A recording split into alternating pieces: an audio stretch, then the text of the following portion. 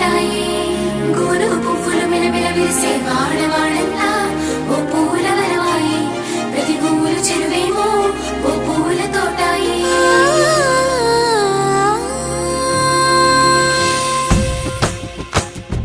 పచ్చ పచ్చని పల్లె పచ్చని పల్లె మబ్బుల్లో లేసింది వాకిళ్ళు ఊడ్చి ముగ్గులు పెట్టింది అందాల బొడ్డమ్మ వాకిట్లో పెట్టి జైలెత్తి మొక్కింది కాపాడమంటూ గౌరమ్మ నడిగింది